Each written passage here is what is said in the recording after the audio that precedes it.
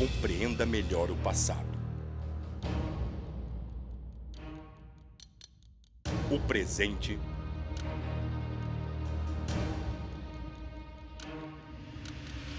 e os acontecimentos revelados por Deus sobre o futuro da humanidade.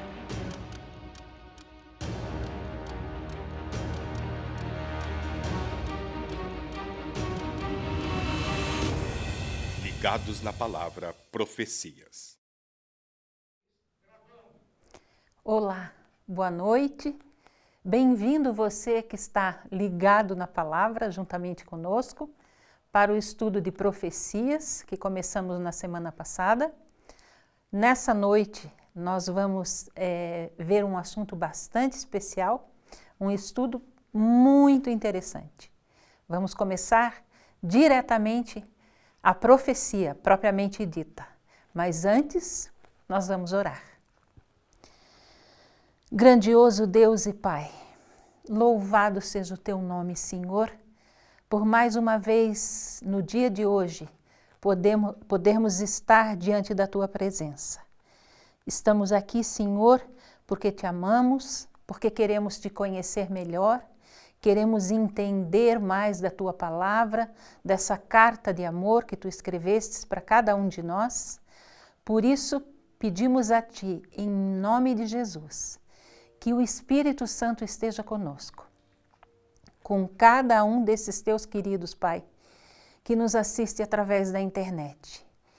Que o Santo Espírito trabalhe poderosamente, milagrosamente, na mente e no coração de cada um de nós, para que o objetivo que tu tinhas ao escrever essa mensagem que vamos estudar hoje, pelo teu poder, sejam alcançados na nossa vida.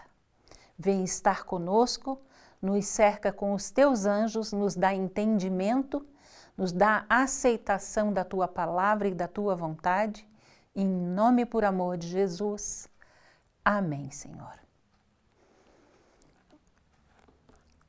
No estudo de hoje, o nosso assunto é a história das nações.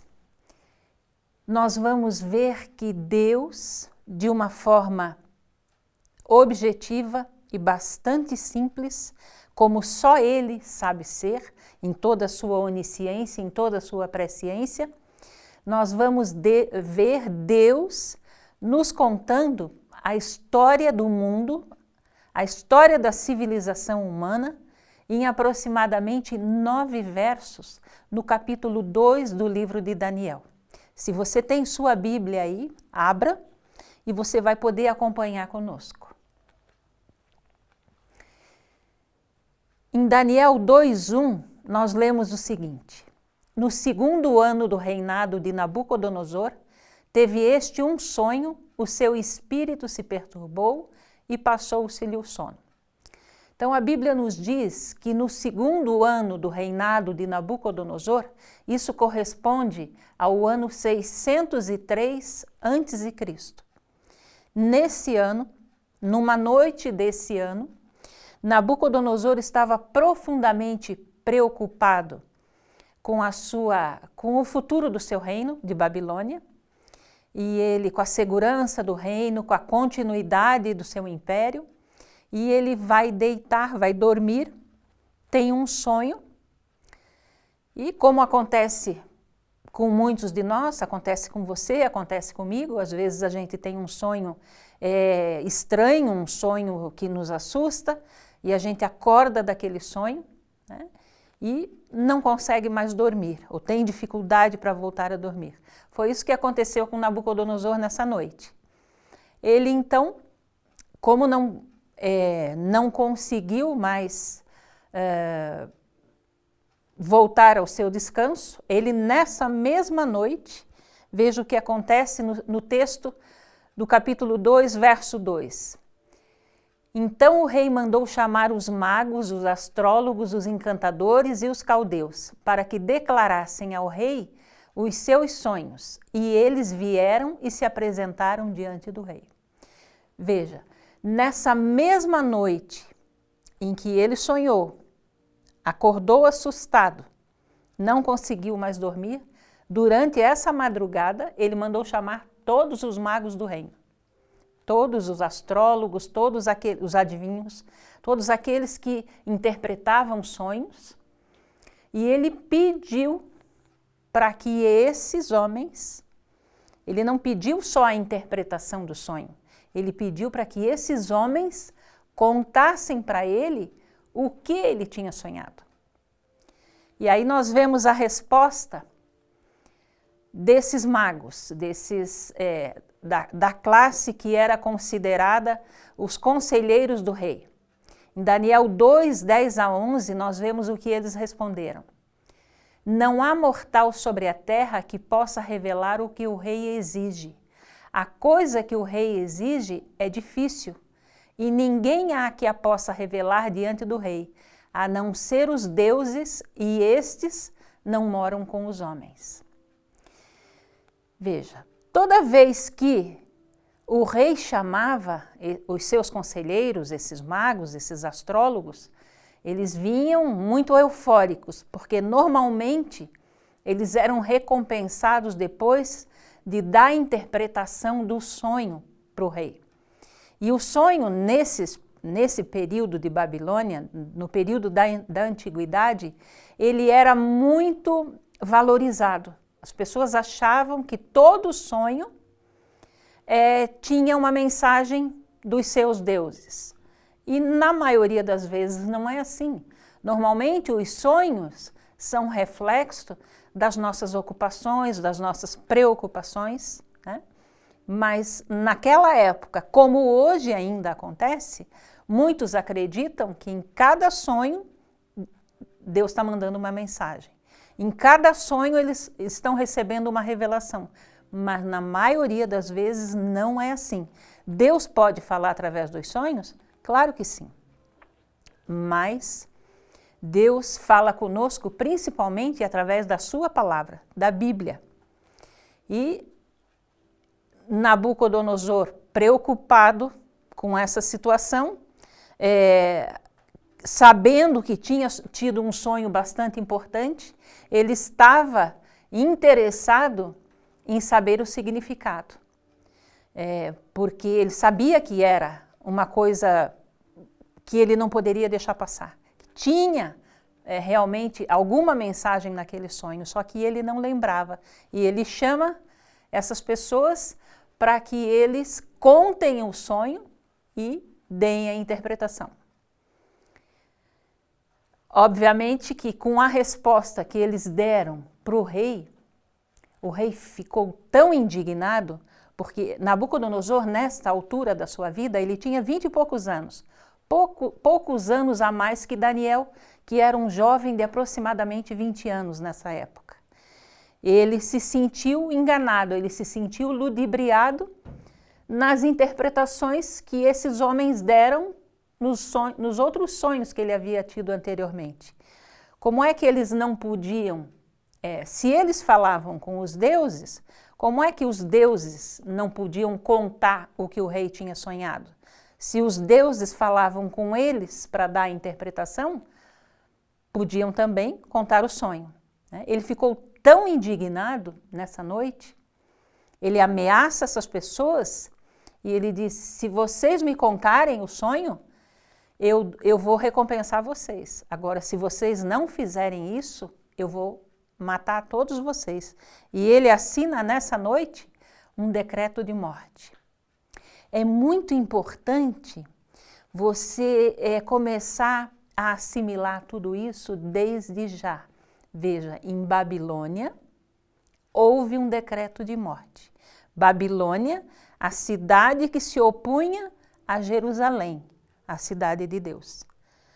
Mais uma vez, nós vemos aqui duas situações, como nós sempre temos enfatizado na Bíblia, dois caminhos, caminho de vida e caminho de morte. O povo de Deus e o povo pagão. Babilônia assina o primeiro decreto de morte. Lá no Apocalipse, nós vamos compreender melhor, entender melhor o significado de tudo isso que nós estamos estudando agora.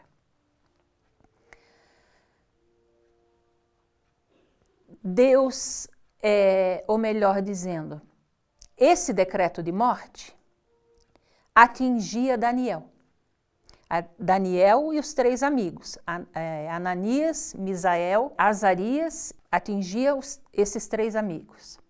Então, quando o chefe da guarda foi procurar Daniel, que estava dormindo na sua casa, para executar o decreto de morte, Daniel quis saber o que estava acontecendo, por que eles estavam debaixo de um decreto de morte. O chefe da guarda contou que era por causa do sonho, e Daniel então pediu para que o chefe da guarda, chamado Arioque, o conduzisse até a presença do rei. E Daniel foi falar com o rei, com Nabucodonosor, e pediu um tempo para que o Deus dele, o Deus do céu, o Deus verdadeiro, lhe desse a mensagem, lhe mostrasse qual era o sonho que Nabucodonosor tinha tido. E aí, aqui tem muito ensinamento para nós, no sentido de que, em relação à fé, à confiança absoluta que Daniel tinha no seu Deus. Ele, em nome da fé que ele tinha, em nome da confiança, por causa do relacionamento dele com Deus, ele propôs ao rei dar um tempo, esperar mais algumas horas, porque ele tinha certeza que Deus iria revelar para ele o sonho que o rei tinha tido. Isso é fé, isso é confiança, isso é consequência de intimidade com Deus, de conhecimento desse Deus. Daniel sabia que em momento algum Deus falha conosco. Em momento algum Deus deixa de nos responder. Aí o que ele faz? Ele vai para casa, reúne os 3 amigos e os 4 se ajoelham. Eles se ajoelham. Daniel podia orar sozinho, mas a oração em concordância, quando existem mais pessoas orando por um mesmo assunto, por uma mesma pessoa, parece assim que o resultado é melhor da oração, né? A resposta parece que vem mais rápido. E foi assim que eles se propuseram. Eles oraram, imagine que noite movimentada essa.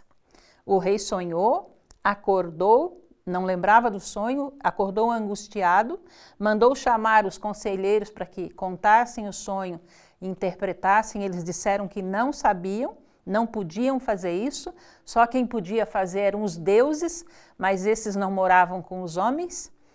E o rei, indignado, assina um decreto de morte. O chefe da guarda vai atrás desses homens para executar o decreto.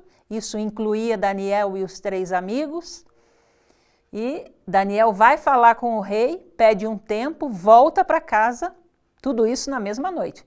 Volta para casa, ora e deita para dormir. Imagine que confiança de Daniel em Deus. Olha o resultado do andar com Deus. Imagine você estar debaixo de um decreto de morte, estar com uma sentença de morte, deitar e dormir. Foi o que Daniel fez. Ele orou, entregou a situação nas mãos de Deus, deitou e dormiu. E o que aconteceu? Deus deu para Daniel o mesmo sonho que ele havia dado para Nabucodonosor. No dia seguinte, quando Daniel volta à presença do rei, ele vem de uma forma humilde, como ele sempre foi. E ele diz o seguinte para o rei. Nós vamos ler esse texto de Daniel 2, 27 a 28. Ele diz assim: o mistério que o rei exige, nem sábios, nem magos, nem astrólogos, nem adivinhos podem revelar ao rei. Mas há um Deus no céu, o qual revela mistérios, pois fez saber ao rei Nabucodonosor o que há de ser nos últimos dias. Veja em que situação Daniel volta à presença do rei. Ele não veio se vangloriando, ele não veio trazendo para si o mérito de ter tido a revelação do sonho do rei. Ele exalta mais uma vez o Deus do céu. Ele diz: existe um Deus no céu, o qual revela mistérios. Ele faz tudo, ele constitui reis, ele destitui reis, ele revela o passado, o presente, o futuro, ele salva, ele mantém, ele converte, enfim. Tudo que nós somos, tudo que nós temos, vem de Deus. E Daniel, nesse espírito de glorificação e de exaltação do único Deus verdadeiro, do Deus do céu, se dispõe, então, agora a contar ao rei o que ele tinha sonhado. E é o que nós vamos ver nesse momento, o sonho de Nabucodonosor. Nós vamos ler na Bíblia e vamos acompanhar a ilustração desse sonho. Então, Daniel continua na sua conversa com o rei, ele continua exaltando o nome de Deus, e ele diz que ele não via nenhum privilégio em ele ter tido o mesmo sonho que Nabucodonosor, que ele era igual a qualquer outra pessoa, ele tinha sido apenas um instrumento nas mãos de Deus. Com o que Nabucodonosor sonhou? Vamos ver. Na Bíblia, em Daniel 2, está escrito assim, lá no verso 31, Daniel começa a contar o sonho. Tu, ó rei, estavas vendo, e eis aqui uma grande estátua. Com o que Daniel sonhou? Nabucodonosor sonhou? Com uma grande estátua, como essa que nós estamos vendo agora. Esse foi o sonho. E aí ele continua dando a explicação. Essa que era imensa e de extraordinário esplendor, estava em pé diante de ti, e a sua aparência era terrível. A cabeça era de fino ouro, como nós estamos vendo aqui. O peito e os braços de prata. O ventre e os quadris da estátua de bronze. As pernas de ferro e os pés, Daniel nos diz que eram em parte de ferro e em parte de barro. E ele continua contando o sonho. Quando estavas olhando, uma pedra foi cortada sem auxílio de mãos, ou seja, sem a interferência do homem, feriu a estátua nos pés de ferro, bateu embaixo da estátua e esmiuçou toda a estátua. Começou do ferro, passando para o bronze, passando para a prata e depois o ouro. Toda a estátua se desintegrou. E ele diz que isso aconteceu como a palha das eiras no estio, e o vento os levou, e deles não se viram mais vestígios. Mas a pedra que feriu a estátua se tornou em grande montanha que encheu toda a terra. Então, com o que foi que Nabucodonosor e depois Daniel sonharam? Com essa estátua de aspecto terrível, né? Cabeça de ouro, peito e braços de prata, ventre e os quadris de bronze, as pernas de ferro e os pés em parte de ferro e em parte de barro. E ele diz que, de repente, veio uma pedra cortada sem auxílio de mãos e bate nos pés da estátua, esmiuçando toda a estátua, desintegrando toda a estátua, começando de baixo para cima. E aí, obviamente que Nabucodonosor, a essa altura, estava estupefato com a revelação de Daniel, porque era exatamente aquilo com o que ele tinha sonhado. E, na sequência, Daniel começa a interpretar, a explicar para Nabucodonosor qual era o significado dessa estátua tão terrível, qual era a mensagem que Deus queria trazer. E ele diz assim: Tu, ó rei, és rei de reis, lá no verso 38, e ele diz, no final do verso, tu és a cabeça de ouro. Na sequência, ele diz no verso 39, depois de ti se levantará outro reino inferior ao teu. E nós vemos aqui que a prata é inferior ao ouro. Depois de ti se levantará um outro reino, se levantará outro reino inferior ao teu e um terceiro reino de bronze, o qual terá domínio sobre toda a terra. O quarto reino será forte como ferro, pois o ferro a tudo quebra e esmiuça, como o ferro quebra todas as coisas, assim ele fará em pedaços e esmiuçará. Qual era a mensagem de Deus através dessa estátua? Deus, através desses 4 metais, dessa simbologia da estátua, ele estava contando a história do mundo. Ele estava contando a sequência dos impérios mundiais. E é isso que nós vamos ver em seguida. Maravilhosa a estátua que acabamos de ver. Muito impactante, muito chocante o sonho de Nabucodonosor. Através daquele sonho, Deus conta para nós a sequência dos impérios mundiais. Se nós formos consultar um livro ou se fizermos uma pesquisa sobre a história da civilização, nós vamos ver exatamente essa sequência de impérios.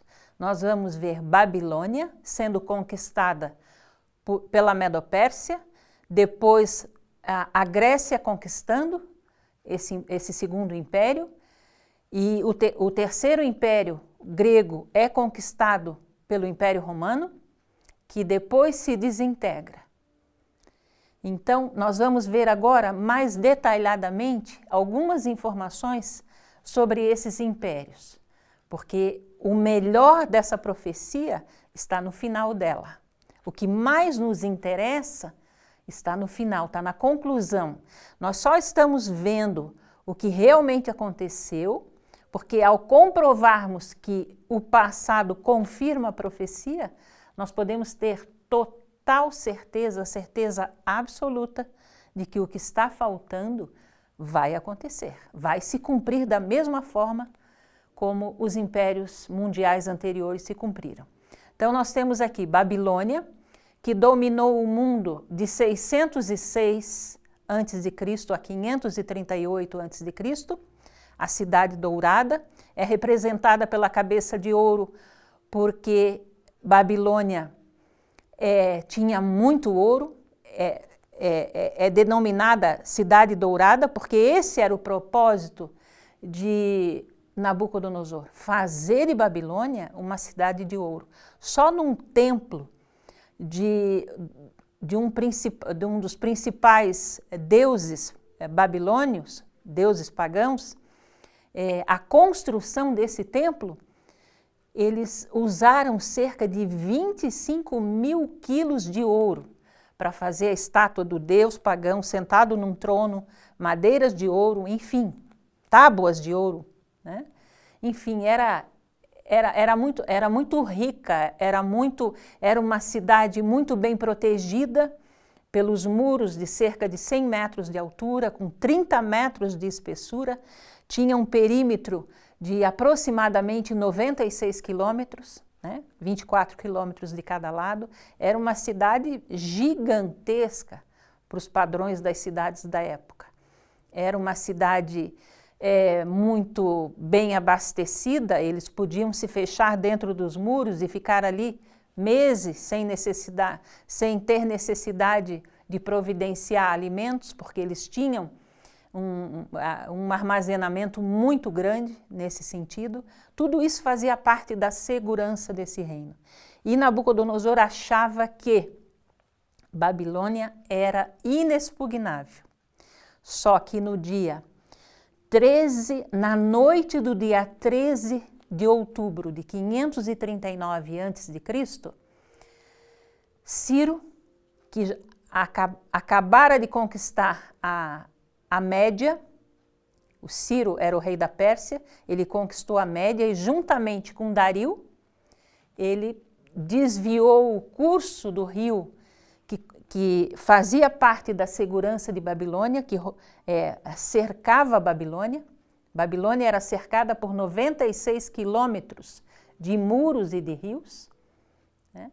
Ele desvia o curso desse rio e passa por baixo dos muros de Babilônia e numa noite só ele conquista esse império que foi e é até hoje, resguardada as devidas proporções, o maior império que esse mundo já conheceu. Veja, Babilônia, preste bastante atenção nisso, porque nós vamos ter a aplicação espiritual disso lá no livro do Apocalipse. Babilônia, que se considerava inexpugnável, numa noite só, caiu. Numa coalizão da Média e da Pérsia, Babilônia não resistiu. E esse império, que nesse mapa que nós estamos vendo ao lado, a parte vermelha representa o Império Babilônico, sendo conquistado por uma outra nação, passa a ter agora o domínio da Medo-Pérsia, que nós vemos aqui no mapa. Essa parte em verde, veja, Babilônia era essa parte amarela, né? Com a conquista da Medo-Pérsia, o império passou a ter essa configuração política. Os impérios vão crescendo em expansão territorial. A Medo-Pérsia, que dominou o mundo de 539 a 331, que foi representada na estátua que nós acabamos de ver, pelo peito e os braços de prata. Só que, apesar de muito poderosa também, né? É representado pelo peito de prata, porque essa era a riqueza da Medo-Pérsia, a prata. Apesar de muito poderosa, muito rica também não resistiu, porque Deus disse que a cabeça cairia, viria um segundo reino e um terceiro reino. E vem na sequência o Império Grego, representado pelo ventre e os quadris de bronze. O Império Grego, dirigido pelo famoso Alexandre o Grande, um jovem general que venceu todas as batalhas que ele lutou, todas as terras, todas as nações que ele se propôs a conquistar, ele conquistou. E em 331, na Batalha de Arbela, ele conquista a Medo-Pérsia. E ele agrega esse território àquilo que era anteriormente o Império Greco-Macedônio. E aí, veja, aqui no primeiro Império Mundial, essa era a parte de Babilônia. Depois acrescenta a Média e a Pérsia e agora a Grécia, e os impérios vão crescendo em expansão territorial. Mas também Alexandre venceu todas as batalhas. Só que, a partir do momento que ele conquistou todas as nações que ele quis conquistar, ele sentou e chorou. A vida dele perdeu o sentido. E o governo dele, o Império Greco-Macedônio, durou nas mãos de Alexandre aproximadamente uns 10 anos, porque ele se entregou à bebida e numa noite, em 323, ele bebeu até a morte. A partir do momento, a única batalha que ele perdeu foi contra ele mesmo, contra o próprio eu, contra a ambição dele. E após a morte dele, o império dele é fragmentado, é dividido, fragmentado e enfraquecido. E é conquistado pelo Império Romano, representado pelas pernas de ferro. Ferro representando a dureza, a crueldade do Império Romano. O Império Romano que dominou o mundo de 168 a.C., quando conquistou aquilo que havia sido Babilônia, que foi a Medo-Pérsia e depois a Grécia. Veja que a parte em vermelho no mapa agora é bastante extensa, né? O Império Romano era toda uma parte da Europa ocidental que nós conhecemos hoje, abrangia a Ásia, o norte da África, era bastante extenso. E esse império se estende até 476 depois de Cristo. O que é que acontece nesse período?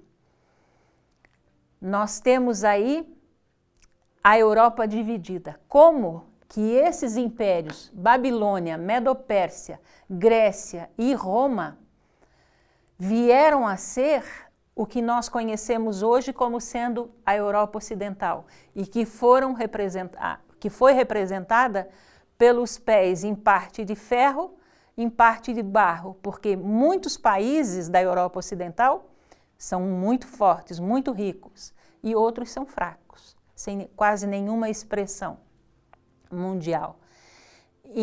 De 351 a 476 depois de Cristo, agora a contagem é para cima, né, porque agora é depois de Cristo, começaram a surgir 10 nações de pequena expressão, de pequeno poderio bélico, de pequena poder financeiro e economia também bastante inexpressiva, mas essas tribos que vinham do norte da Europa, elas começaram a abocanhar, a conquistar pedaços do território romano, do Império Romano, melhor dizendo. E tudo aquilo que se divide enfraquece, né? E isso em termos de país. E assim aconteceu a queda do Império Romano Ocidental em 476 depois de Cristo. Aquele império que dominou o mundo nos tempos de Jesus, né, que foi aquele que executou a sentença de morte contra Jesus, agora estava totalmente enfraquecido, totalmente dividido, dando origem aos países da Europa que nós conhecemos hoje. Nós temos aqui as 10 tribos que deram origem por exemplo, os anglos deram origem à Inglaterra, os francos à França, os visigodos ao norte da Espanha, os suevos a Portugal, os vândalos ao sul da Espanha, os germanos à Alemanha, os burgundos à Suíça, os ostrogodos à Áustria, os lombardos ao norte da Itália e os érulos ao sul da Itália. Nós vamos falar muito sobre essas tribos ainda, muito sobre essas pequenas nações que fragmentaram aquele poderoso Império Romano, que fizeram com que aquela configuração política de antes se transformasse nessa parte da Europa. E o que nós vemos, seguindo a leitura do capítulo 2, é que Deus disse textualmente para Nabucodonosor, através de Daniel, que a partir do Império Romano nunca mais haveria uma coalizão de nações. Nunca mais haveria um outro império universal. Babilônia, Medo-Pérsia, Grécia e o Império Romano. A partir do Império Romano, as nações se dividiriam cada vez mais. Ele diz, a profecia diz, que nunca mais os países se ligarão um ao outro, a não ser mediante casamento. Tanto assim que durante a Idade Média, a Europa parecia uma grande família, porque eles casavam entre si, os reis casavam entre si, casavam entre as famílias, porque era tio com sobrinha, enfim, primo com prima, porque eles achavam que assim um país iria proteger o outro. Se toda a Europa fosse de uma só família, de uma maneira ou de outra, o Império Romano continuaria unido. Mas a profecia diz, essas 7 palavras proféticas garantem que nunca mais isso voltará a acontecer. Várias tentativas aconteceram ao longo da história. Carlos Magno, no século VIII, tentou, no dia de Natal do ano 800, ele foi coroado como rei do Santo Império Romano, mas a coisa não foi à frente. Depois, Carlos V, na Espanha, em 1519, tentou a mesma proeza, tentou unificar toda a Europa outra vez. Luís XIV, através da França, tentando, no século XVI, também reunificar a Europa. Numa história mais recente, no século XIX, Napoleão, que quase conseguiu, se não fosse pela Inglaterra, ele teria conseguido unificar toda a Europa outra vez. O czar Guilherme, da Alemanha, no século XX, na Primeira Guerra Mundial, fez a mesma tentativa. Adolf Hitler, na Alemanha, século XX, a história recente, quase conseguiu essa façanha. Era quase impossível resistir aos avanços da Alemanha. Mas Deus já havia antecipado que os países nunca mais se ligariam outra vez. E, recentemente, comenta-se que, através do mercado comum europeu, é essa a intenção dos países europeus conseguirem se unir outra vez através de uma moeda única, porque eles consideram que lá tem mais gente e mais dinheiro do que os Estados Unidos da América. E eles querem, essa é a intenção, fazer os Estados Unidos da Europa. Só que Deus disse que isso nunca mais aconteceria. Não sabemos exatamente como essa história vai terminar, mas um outro império mundial, isso não vai acontecer. Por que não? Porque não é da vontade de Deus que isso aconteça.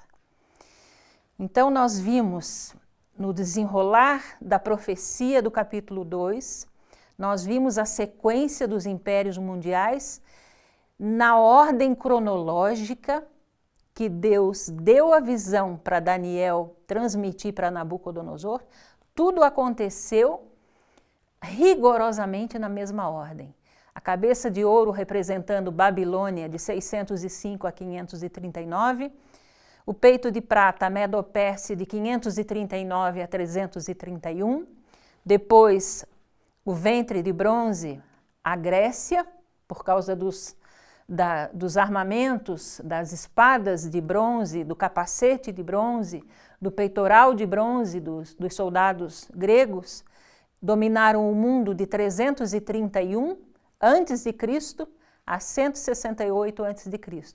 Depois assume o comando do mundo Roma, no ano 168, representado pelas pernas de ferro, em função da dureza, da crueldade desse império, e se estende até 476 depois de Cristo, quando as tribos bárbaras começam a conquistar partes do território romano. E aí nós temos hoje a configuração política da Europa que nós conhecemos. Isso começou em 476 depois de Cristo, e quando vai terminar? Vai terminar quando Jesus voltar a esse mundo. Veja,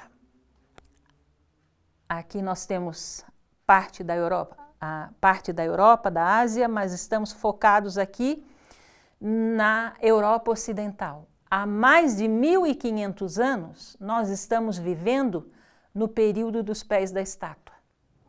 Há mais de 1500 anos que grande parte dessa profecia já se cumpriu. O que é que está faltando acontecer para que essa profecia se cumpra na sua totalidade? Vamos descobrir agora assistindo um filme, um pequeno vídeo.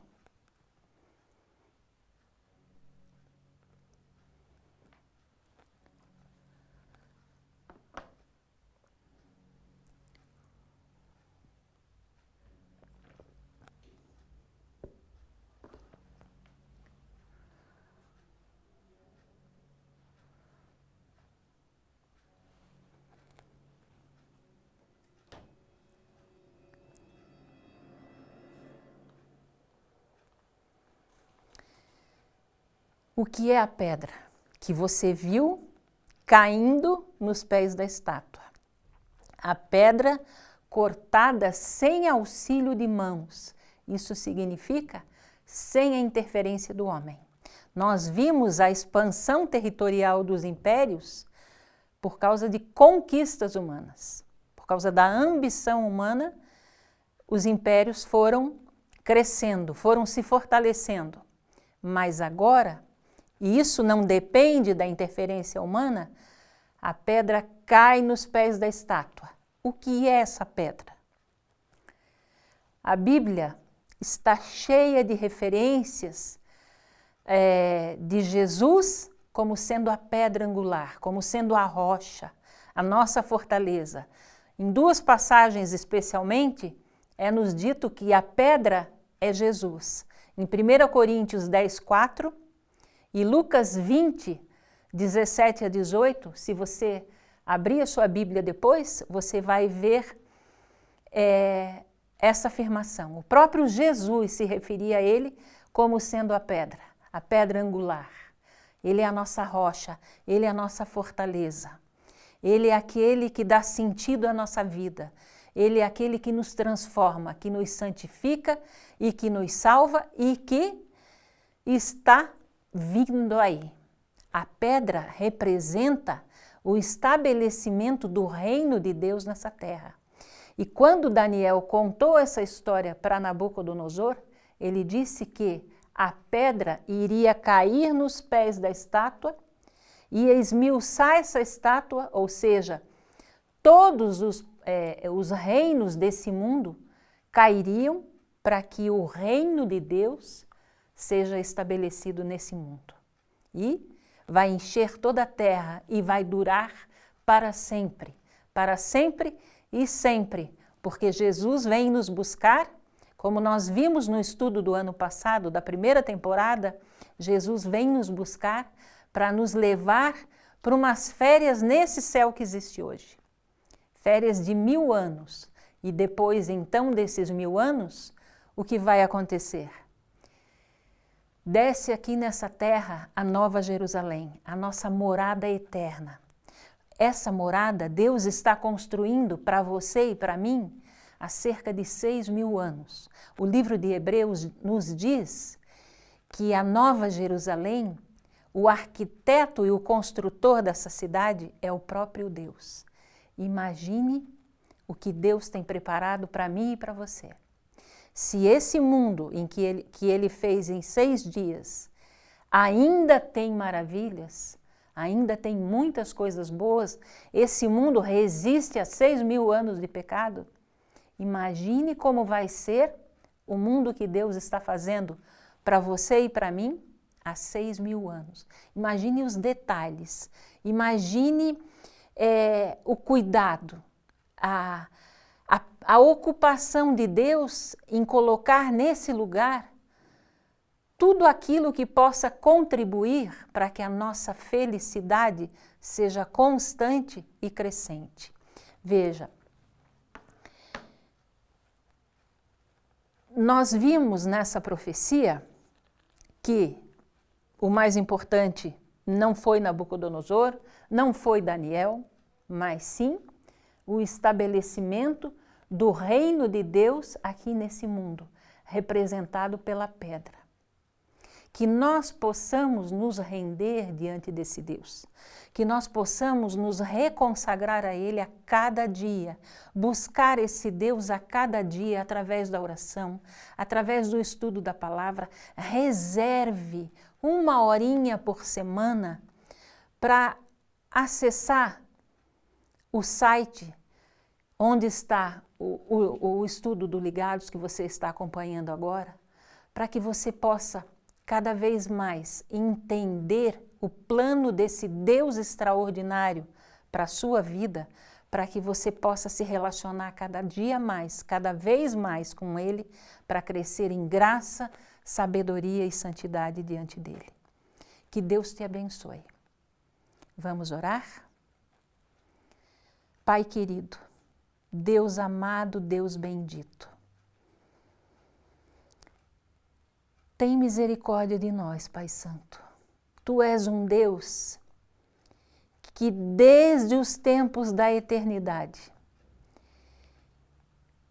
o teu único pensamento, o teu único objetivo é nos ter contigo, é nos ter junto a ti, num mundo onde ninguém mais vai sofrer, onde ninguém mais vai chorar. Pai querido, que esse teu sonho seja real, se concretize na vida de cada um de nós que aqui estamos, Senhor. De cada um desses teus queridos, Pai, que acessam o site da IASD Central para ter esse momento de conhecimento dos teus planos, dos teus ensinamentos, de estar constantemente, Senhor, te buscando cada vez mais, em espírito e em verdade. Pai querido, nos ajuda, Senhor, a vencermos as nossas limitações, as nossas dificuldades, para que quando o teu Filho Jesus voltar, quando a pedra bater nos pés da estátua, Pai Santo, nós possamos estar entre aqueles que dirão: eis o nosso Deus, Ele veio nos salvar. Que essa seja, Pai Santo, que esse seja o futuro muito breve desse teu querido que está assistindo a esse estudo. E de cada um de nós que aqui estamos, Senhor, empenhados na divulgação da Tua palavra, na pregação do Teu Evangelho. Continua conosco, que o Teu Espírito permaneça em nós. Em nome e por amor de Jesus. Amém, Senhor. Esperamos você na próxima semana para continuarmos nos aprofundando. Tem muitas novidades na outra profecia que vamos estudar, a do capítulo 7. Você pode até se adiantar e já ler o capítulo 7 de Daniel. Semana que vem, esperamos você. Jesus, você já sabe, e nós aqui nesse estúdio. Até lá!